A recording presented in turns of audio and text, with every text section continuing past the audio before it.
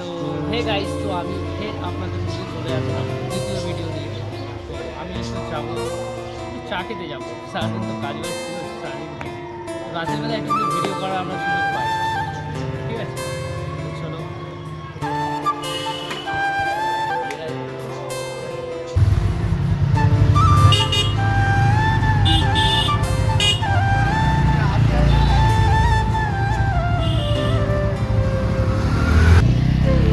বন্ধুরা, আমাদের ব্যারাকপুরের দিকে মোটামুটি ঠান্ডা আছে।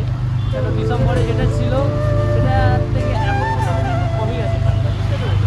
মোটামুটি ঠান্ডা আছে, 18 ডিগ্রি সেলসিয়াস দেখলাম। তাও কলকাতায় আসলে একটু ঠান্ডাটা ঠান্ডা বেশি মনে হয়। তো তোমাদের ওখানে কেমন ঠান্ডা একটু আমাকে কমেন্টে জানিও। তো গাইস, আমাদের ইন্ডিয়ার মধ্যে একটা স্কুল আছে, স্টিম ওয়ার্ল্ড স্কুল। তো তোমরা স্ক্রিনে দেখতেই পারছো, এটা আমাদের তোমার কল্যাণী হাইওয়ের মধ্যে পড়ে, ব্যারাকপুর।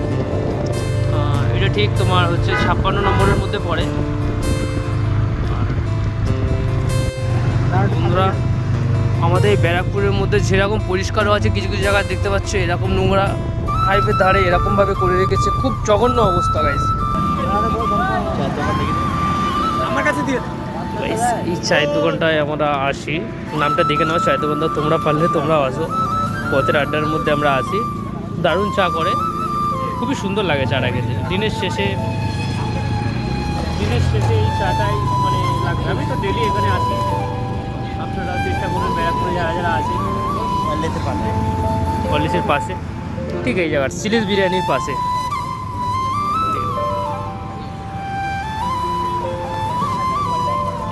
চলো একটা করে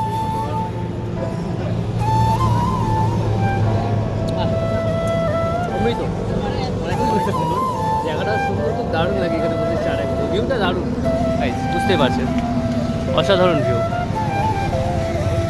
রাস্তার ধারে অ্যামিউজিং মানে একটা ফিল লাগে বসে খেতে।